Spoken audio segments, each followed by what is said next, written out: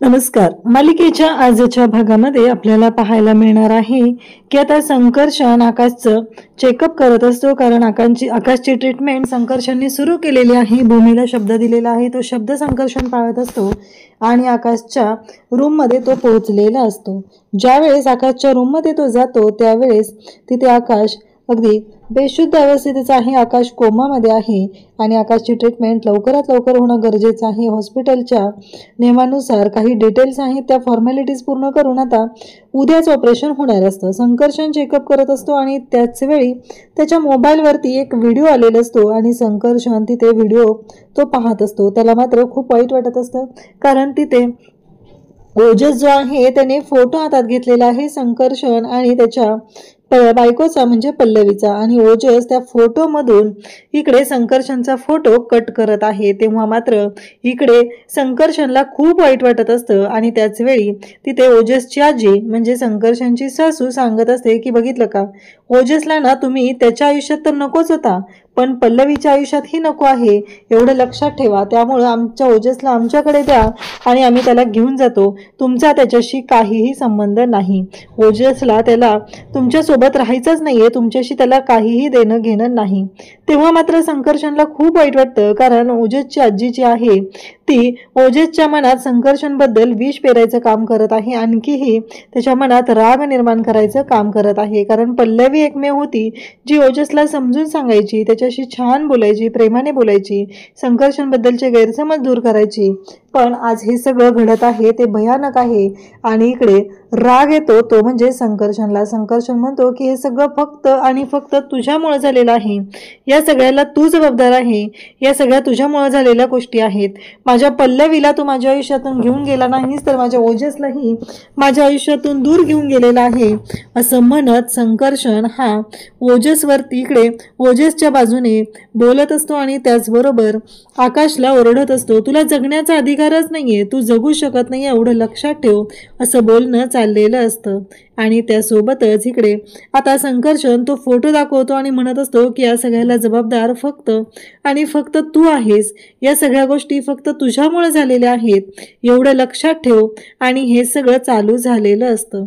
त्यासोबतच इकडे पाहायला मिळतं ते म्हणजे संकर्षण म्हणतो की आता मी तुला संपवणार आहे, असं म्हणत संकर्षण जो ऑक्सिजन मास्क आहे तो ऑक्सिजन मास्क काढत असतो आणि त्यासोबतच इकडे आकाशला म्हणत असतो की आता तू मर, आता तुला जिवंत ठेवणारच नाही मी, असं म्हणत संकर्षणने आकाशचा ऑक्सिजन मास्क काढलेला आहे. त्याचबरोबर त्याच्या हाताची सलाईनची सुई सुद्धा काढून टाकलेली असते आणि तेव्हा मात्र इकडे या सर्व गोष्टी घडत असतात. भूमी रिक्षातून निघालेली असते आणि एकदम दचकून जागी होते आणि भूमी म्हणत असते हे सगळं काय झालेलं आहे, हे सगळं कशामुळे झालेलं आहे. रिक्षावाल्या काकांना भूमी रिक्षा थांबवायला सांगते आणि म्हणते थांबा 2 मिनिटं. भूमीला कळायचं बंद झालेलं असतं आणि भूमी म्हणते की नाही, मला हॉस्पिटलमध्ये फोन केला पाहिजे, म्हणजे संकर्षण आकाशला मारून टाकतोय, ही गोष्ट भूमीला पडलेलं स्वप्न असतं. तर भूमी हॉस्पिटलमध्ये फोन करते आणि तिथे विचारू लागते की आकाश महाजन यांची तब्येत कशी आहे. भूमी हॉस्पिटलला स्वतः जात नाहीये, आकाशला खरं तर आत्ता गरज आहे भूमीच्या आधाराची, पण भूमी हॉस्पिटलमध्ये जात नाहीये. भूमी बाहेर थांबत आहे, रडत आहे, का तर म्हणे तिला एन्व्हायरमेंट निर्माण करायचं आहे, वातावरण तसं तयार करायचं आहे, म्हणून हे सगळं तिचं चाललेलं कांड असतं. त्यासोबतच इकडे आता रागिनी जी आहे ती फोटो दाखवत असते कॅफेमधले पौर्णिमाला आणि पौर्णिमाला म्हणत असते की बघितलं का हे सगळं काय चाललेलं आहे. तेवढ्यात मानसी आलेली असते आणि या दोघींनी आता तयारी करून ठेवलेली असते की मानसी आली की काय बोलायचं, भूमीच्या समोर ज्या गोष्टी भूमीच्या बाबतीतल्या गोष्टी बोलायच्या आहेत ते सगळं यांनी दोघींनीही ठरवून ठेवलेलं असतं आणि त्या पद्धतीनंच त्या बोलत असतात. त्यानंतर इकडे रागिनी म्हणत असते की बघितलं का, ह्या भूमीचं हे सगळं काय चाललेलं आहे, ही कशा पद्धतीने वागत आहे, हिला काही आहे का, म्हणजे ताळमेळ काय आहे का, आळावळा काय आहे का, कशा पद्धतीने वागत आहे. नवरा तिथे हॉस्पिटलमध्ये ॲडमिट आहे आणि ही म्हणजे कॅफेमध्ये जाऊन मजा मारत आहे.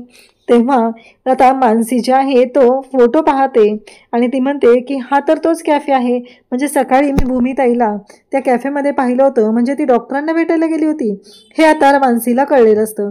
तेव्हा मानसी म्हणत असते पण हे फोटो आले कुठून, तुम्हाला कुठून मिळाले आहेत. तेव्हा रागिनी म्हणत असते की हे फोटो मला कुठून मिळाले आहेत, म्हणजे महाजन, पटवर्धन, त्याचबरोबर डॉक्टर संकर्षण ही अगदी नावाजलेली लोक आहेत आणि त्यांच्या बाबतीत लोक बातम्या ठेवत असतात.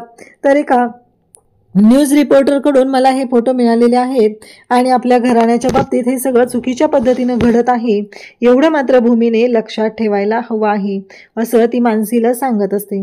मानसी म्हणत असते, पण तुम्हाला नक्की काय म्हणायचंय, तुम्हाला काय वाटतं, असं मानसी उलट प्रश्न विचारत असते. तेव्हा मात्र इकडे रागिनी तिला म्हणत असते की जे काही घडत आहे ते मान्य आहे मला. मानसीचं असं म्हणणं असतं की ती डॉक्टरांना भेटायला गेली होती ना, असेल काहीतरी काम. पौर्णिमा मात्र म्हणत असते की डॉक्टरांना भेटायला गेलेली होती, मग डॉक्टरांना भेटायला गेलेली तर कॅफेमध्ये भेटायला जायची काय गरज आहे, आणि असं वेगवेगळ्या ठिकाणी का भेटायला जाते ती, असं पौर्णिमा बोलत असते. तेवढ्यातच तिथं आलेली असते ती म्हणजे भूमी. भूमी म्हणत असते की कोणी मला कुठल्याही गोष्टीचा जाब विचारायची काहीही गरज नाही, मी तुमच्या कोणाच्याही प्रश्नांना उत्तर द्यायला बांधील नाहीये, वेळ आली की सगळ्या गोष्टी सांगेल, आता मी कोणाला काहीही सांगणार नाही. भूमीने अगदी खडसावून हे सगळं सांगितलेलं असतं. तेव्हा मात्र या दोघी जणी ज्या आहेत त्या पाहत असतात आणि इकडे भूमी मात्र म्हणत असते की क्षितिजा पण थकलेली आहे आणि मी जात आहे, असं म्हणत भूमी तिथून निघून जाते. मी तुमच्या कोणत्याही प्रश्नांना उत्तर द्यायला बांधील नाहीये, मी तुम्हाला कुठल्याही गोष्टीबद्दल बोलणार नाही, असं म्हणत भूमी जी आहे ती तिथून क्षितिजाला घेते आणि निघून रूममध्ये जाते. इकडे मानसी तिथं उभी असते. तेव्हा मात्र आता पुन्हा रागिनी मानसीला बोलू लागते, बघ भूमीनं जे काही केलेलं आहे ते मला तर काही पटत नाहीये, भूमीनं असं वागायला नको होतं, असं मानसी बोलत असते. तेव्हा मात्र रागिनी इकडे आता मुद्दाम म्हणून मानसीला बोलत आहे की एक गोष्ट लक्षात ठेव, आज जे काही भूमी वागलेली आहे ते मला काही पटत नाहीये, लोक काय बोलतील या गोष्टींचा विचार केला पाहिजे, कारण भूमी ही महाजनांची मोठी सून आहे, तिच्यावरती जबाबदारी आहे आणि या पद्धतीनं भूमी वागत आहे, बोलत आहे, हे काही योग्य नाही. मानसी म्हणते, आत्ताच मी जाते आणि भूमीला विचारते काय झालेलं आहे ते. इकडे रागिनी आणि पौर्णिमा दोघीही खुश झालेले असतात. चला, म्हणजे आता सगळं जे काय आहे ते आपल्या म्हणण्याप्रमाणे घडत आहे असं त्या दोघींनाही वाटत असतं. त्यासोबतच भूमी रूममध्ये येते. भूमी रडत असते. भूमी म्हणत असते की काय आहे हे सगळं, म्हणजे माझ्याच घरातली माणसं माझ्याबद्दल चुकीचा विचार करत आहेत, अशा पद्धतीने माझ्याशी बोलत आहेत, मला कधीच असं वाटलं नव्हतं की ते माझ्याशी असं बोलतील, त्याचबरोबर माझ्यावरती संशय घेतील, हा विचार भूमीच्या डोक्यात सुरू झालेला असतो. भूमी म्हणत असते की हे सगळं मी फक्त आकाशसाठी करते, एकतर त्या माणसाच्या हातात मी आकाशचा जीव दिलेला आहे, मला भीती वाटते आकाशच्या बाबतीत काही वेडं विपरीत झालं तर, या गोष्टीची काळजी इकडे भूमीला वाटत असते आणि भूमी त्याबद्दल बोलत असते. त्यानंतर मानसी तिथे येते आणि भूमीला विचारू लागते की भूमीताई काय चाललंय तुझं हे सगळं, का तू असं वागत आहे. तेव्हा भूमी म्हणत असते की हो, तुला उत्तर पाहिजे ना, तू मला जाब विचारायला आली आहे. म्हणजे मानसीला असं वाटत असतं की म्हणून तरी माझ्यावर संशय घेऊ नये, म्हणून तर माझ्याशी अशा पद्धतीनं बोलू नये.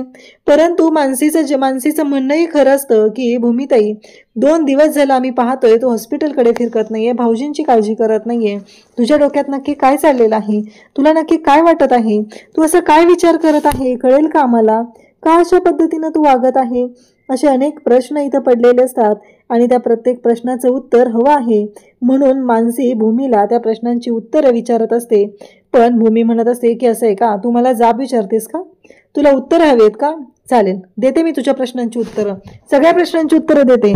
अथर्वला व्हिडिओ कॉल कर, रागिनी आत्या त्याचबरोबर पौर्णिमा या सगळ्यांना हॉलमध्ये बोलव, आले मी तिथं, देते मी तुमच्या सगळ्यांचे उत्तरं, असं म्हणत भूमी चिडलेली असते. तेव्हा मानसी म्हणत असते की ताई प्लीज चिडू नकोस ना, तू ऐकून तरी घे मला काय म्हणायचं आहे ते, हे बोलणं चाललेलं असतं. तेव्हा मात्र भूमी म्हणत असते की हो, मी ऐकूनच घेत आहे तुझं, काळजी करू नको, सगळं तुझ्या मनाप्रमाणेच होणार आहे आणि मला माहिती आहे हे सगळं कशा पद्धतीनं घडत आहे, हे सगळं मला माहिती आहे, असं भूमी बोलत असते. तेव्हा मानसीलाही धक्का बसलेला असतो. मानसी म्हणत असते काय झालंय ताईला, ही अशी का वागत आहे. मानसीला प्रश्न पडलेला असतो की नाही, नक्कीच आता विचार केला पाहिजे. त्याचबरोबर भूमीने आता खडसावून सांगितलेलं असतं की आत्ताच्या आत्ता जा आणि त्या सगळ्यांना तिथे बोलावून घे आणि सगळ्यांना बोलव, मगच मी येते आणि सगळ्या प्रश्नांची उत्तरं देते, असं भूमीने ठरवलेलं असतं. त्यानंतर भूमी जी आहे ती तिच्या म्हणण्याप्रमाणे वागत असते. तिला जे हवं आहे, जशा पद्धतीनं हवं आहे तशा पद्धतीने भूमी वागत असते आणि मानसी मात्र आता तिला धक्का बसलेला असतो की कसं होत आहे हे सगळं, ताई अशी काय वागत आहे. आणि आता भूमी पुन्हा रडायला सुरुवात करते. भूमी म्हणत असते की नाही, मला या सगळ्या गोष्टींचा विचार केला पाहिजे, नक्की का असं होतंय, या सगळ्याला अर्थ काय आहे, हे सगळं मला शोधून काढलं पाहिजे, हा विचार आता भूमीच्या डोक्यात सुरू झालेला असतो. आणि त्यासोबतच भूमी रडत असते. भूमी म्हणत असते की नाही, पण या सगळ्यांची उत्तरं मला द्यावी लागणार आहेत. हे सगळं रागिनी हत्या करत आहेत हे मला माहिती आहे. पण खरं तर एका गोष्टीने हे चांगलंच आहे की रागिनी हत्या स्वतःहून मला मदत करत आहेत. इनडायरेक्टली हे घरातून मला बाहेर पडण्यासाठी त्यांच्याकडून मला मदतच होत आहे, हा विचार भूमीने केलेला असतो. आता भूमी खाली येत असते. सगळेजण बाहेर थांबलेले असतात. इकडे आत मानसीने अथर्वला व्हिडिओ कॉल सुद्धा केलेला असतो आणि अथर्व म्हणत असतो की काय झालंय नक्की, भूमीताईला काय बोलायचं आहे. तेव्हा भूमी आता खाली आलेली असते. सगळ्यांना वाटत असतं, रागिनीला वाटत असतं की भूमी खरंच सांगून टाकेल की ती संकर्षणकडे राहायला जाणार आहे. पण भूमी काहीच बोलत नाही. आणि मग इकडे अथर्व तिथे असतो कॉलवरती. भूमी म्हणत असते की चालेल, सांगते, मी तुमच्या सगळ्यांचं सांगते, तुम्हाला जे प्रश्न पडलेले आहेत ते. माझं आयुष्य आहे, मला माझं आयुष्य माझ्या पद्धतीने जगू द्या. आता तुम्हाला काळजी वाटत आहे तर तुम्ही आकाशची काळजी घ्या, कारण आकाशची कंडिशन क्रिटिकल आहे. उद्यावर आकाशचं ऑपरेशन आहे. आपण सगळ्यांनी एकत्र येणं गरजेचं आहे. पण तुम्हाला तिथे एकत्र यायचं नाही. तुम्हाला मात्र काय करायचं आहे तर माझं काय चाललेलं आहे या गोष्टींकडे लक्ष द्यायचं आहे. मी कुठे जाते, काय करते, मी कोणाला बोलते, कोणाशी राहते, कोणासोबत जाऊन बसते, या सगळ्या गोष्टींशी तुम्ही कुठल्याही गोष्टीशी तुम्ही लक्ष द्यायची गरज नाही. तो माझा वैयक्तिक प्रश्न आहे आणि तो मी माझ्या पद्धतीनं सोडवत आहे. पौर्णिमा त्याचबरोबर गाईकडे रागिनी यांची तोंड पडलेली असतात. भूमीने स्पष्ट सांगितलेलं असतं की आत्ता तुम्ही माझ्या कोणत्याही गोष्टीकडे लक्ष द्यायची गरज नाही. तुम्हाला तुमचं पडलेलं आहे, तुम्ही त्या गोष्टी बघा आणि त्याच पद्धतीने तिथे विचार करा. आत्ता तुम्ही माझ्याकडे लक्ष देऊ नका, कारण आत्ता आकाशची तब्येत महत्त्वाची आहे. आकाशकडे लक्ष देणं गरजेचं आहे. आपण सगळ्यांनी एकत्र येऊन आकाशची काळजी घेणं गरजेचं आहे, हे बोलणं चाललेलं असतं. त्यासोबतच रागिनी त्याचबरोबर इकडे पौर्णिमा बघत असतात. त्यांना असं वाटत असतं की भूमी काहीतरी चांगली बातमी देईल, पण इथे भूमीने तर त्यांचा चांगलाच पचका केलेला असतो आणि त्यांना दाखवून दिलेलं असतं की नाही, असं काहीच होऊ शकत नाहीये. आणि रागिनी मात्र चांगलीच तोंडावरती पडलेली असते. त्यासोबतच अथर्व म्हणत असतो की हे सगळं काय चाललेलं आहे. मानसीला तो म्हणत असतो की अगं भूमीताई बोलणार होती ना, आणि अचानक असं अर्धवट बोलून का गेलेली आहे ती. ह्या प्रश्नांची उत्तरं आता अथर्वला हवी असतात. म्हणून अथर्व मानसीला त्या गोष्टी विचारत असतो. मानसी म्हणत असते की भाऊजींच्या ऑपरेशनमुळे ताई टेन्शनमध्ये आहे ना, त्यामुळं कदाचित असं बोलली असेल. मानसी तर आता भूमीकडे पाहतच राहते. पौर्णिमा आणि रागिनी यांनाही कळायचं बंद झालेलं असतं. त्याही पाहत राहतात आणि त्या म्हणत असतात की हे सगळं काय चाललंय. इकडे ओजस मात्र घरी खेळत असतो आणि त्याचबरोबर ते घर बनवत असतो. त्याच वेळी तिथे आता आलेला असतो तो म्हणजे संकर्षण. इकडे रागिनी म्हणत असते की हिने काय गोंधळ घातलेला आहे, हिला काय सांगायचं होतं आणि ही काय सांगून गेलेली आहे, हा प्रश्न पौर्णिमाला पडलेला असतो. पौर्णिमा म्हणत असते रागिनीला. तेव्हा रागिनी म्हणते की काय माहिती तिच्या डोक्यात काय सुरू आहे, पण कळलं तर काहीच नाहीये. इकडे ओजसकडे पाहत संकर्षण बोलत असतो. संकर्षण म्हणत असतो की खरंच ओजस, छान बनवलेस की, अगदी आईनं शिकवलेलं ना तुला, त्या पद्धतीनेच तू बनवलेला आहे, असं म्हणत संकर्षण ओजसला बोलत असतो. ओजस मात्र ते खेळणं खेळत असतो. त्या आजी आजोबांनाही म्हणत असतो की नाही, चांगलं नाही बनलेलं ते, असं तो सांगत असतो. आणि त्याचवेळी ओजसने त्याच्या बाबांना तिथं पाहिलेलं असतं. तेव्हा मात्र त्याला खूपच राग येतो आणि तो तिथून म्हणत असतो की नाही, आणि तो रागाने तिथून उठतो आणि इकडे संकर्षणकडे पाहू लागतो. संकर्षणकडे तो रागाने पाहत असतो. तो म्हणत असतो की नाही, हे अजिबात चांगल्या पद्धतीनं झालेलं नाही, आणि तिथून तो निघून जातो. तेव्हा मात्र संकर्षणला धक्का बसलेला असतो. तो ओजसशी छान पद्धतीने बोलत असतो, त्याला समजून घेण्याचा प्रयत्न करत असतो, परंतु ओजस मात्र रागातच असतो आणि तो रागातच तिथून निघून जातो. इकडे आजी त्याचबरोबर आजोबा दोघेही ओजसकडे पाहत असतात. ओजसला काय झाले, तो असं का वागत आहे, हे प्रश्न तर त्यांना पडलेले आहेतच, पण ओजसची समजूत घालणं ही तेवढंच गरजेचं आहे. आता संकर्षण ते काम करत असतो, पण ओजसला मात्र ते ऐकूनच घ्यायचं नसतं, कारण संकर्षणने आजपर्यंत ओजसशी बोललेलाच नसतो, त्याला वेळच दिलेला नसतो. कारण ओजससाठी त्याची आई हेच त्याचं सर्वस्व होती आणि त्याची आई त्याच्यापासून दूर गेलेली आहे. त्यामुळं तर ओजसला एवढा त्रास होत असतो. इकडे भूमी रूममध्ये आलेली असते. ती खूप रडत असते. ती म्हणत असते की हे सगळं काय होऊन बसले माझ्या आयुष्यामध्ये, मी काय करू या सगळ्यातून मी मार्ग कसा काढू असं म्हणत भूमी रडत असते. आज ही लोक सगळे माझ्यावरती संशय घेत आहेत. मी आजपर्यंत एवढं सगळं व्यवस्थित केलेलं आहे, पण आज माझ्याशी सगळे बोलताना वागताना चुकीच्या पद्धतीनं बोलत आहेत. त्यांना जराही माझ्याबद्दल वाटत नाहीये. त्यांना माझ्याबद्दल, त्याचबरोबर आकाशबद्दल, कोणाबद्दलच वाटत नाहीये. माझ्यावरती संशय घेऊन रिकामे होत आहेत असं म्हणत भूमी खूप रडत असते. तिला वाईट वाटत असतं की नाही, मला ना प्रश्न पडलेला आहे, मी काय करू नक्की, कशा पद्धतीने राहणार आहे, हा प्रश्न तिला पडलेला असतो. आकाश तर माझ्याशिवाय राहू शकत नाहीये. हे ऑपरेशन कसं होणार आहे, ऑपरेशनच्या बाबतीत काय गोंधळ होणार आहे, असे अनेक प्रश्न तिला पडलेले असतात आणि त्या प्रश्नांची उत्तरं ती शोधत असते. त्यानंतर इकडे पाहायला मिळतं की ऑपरेशनचा दिवस असतो. संकर्षणला भूमी म्हणत असते की होईल ना सगळं व्यवस्थित, ऑपरेशन व्यवस्थित होईल ना, आकाश शुद्धीवर येईल ना, हे तिचं बोलणं चाललेलं असतं. तेव्हा मात्र संकर्षण जो आहे तो म्हणत असतो की एक गोष्ट लक्षात ठेवा, मी चाललेलो आहे असं म्हणत तो हॉस्पिटलच्या बाहेर निघालेला असतो. भूमी म्हणत असते हे काय चाललंय तुमचं, तुम्ही बाहेर का निघून जात आहात.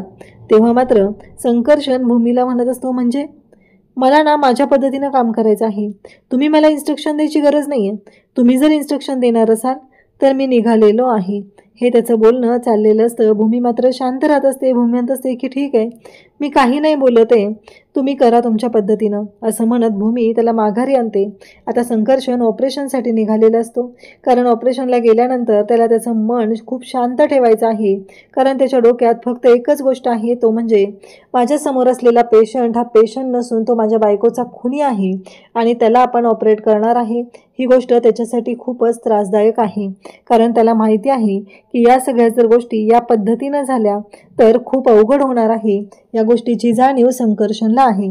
आता ऑपरेशन सुरू झालेलं असतं. संकर्षण ऑपरेशन थिएटरमध्ये असतो आणि त्यासोबतच आता ऑपरेशनला तिथे आता सुरुवात होते आणि संकर्षण आकाशकडे पाहू लागतो. जेव्हा संकर्षण आकाशकडे पाहतो तेव्हा तिथे त्याला पल्लवीचा चेहरा दिसतो आणि पल्लवी तिथं आलेली आहे आणि पल्लवी बोलत आहे. पल्लवी म्हणत आहे की संकर्षण मला न्याय मिळवून दे, मला न्याय मिळाला पाहिजे, संकर्षण मला न्याय मिळाला पाहिजे असं पल्लवी तिथं बोलत असते.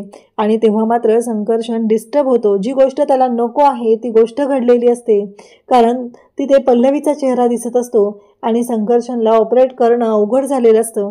त्या कंडिशनमध्ये संकर्षण जो आहे तो तिथून बाहेर पडतो. ऑपरेशन थिएटरचा दिवा बंद झालेला असतो. सगळ्यांना असं वाटतं की ऑपरेशन झालेलं आहे, म्हणून आता अथर्व, मानसी, त्याचबरोबर भूमी सगळेजण ऑपरेशन थिएटरकडे जातात. डॉक्टर बाहेर आलेले आहे, डॉक्टरांना विचारू लागतात. तेव्हा मात्र संकर्षण त्यांना सांगत असतो की नाही आणि तो गप्प बसलेला असतो. आता मात्र सगळ्यांना टेन्शन वाढत चाललेलं आहे. अशाच अपडेटसाठी चॅनलशी कनेक्ट राहा. थँक्यू.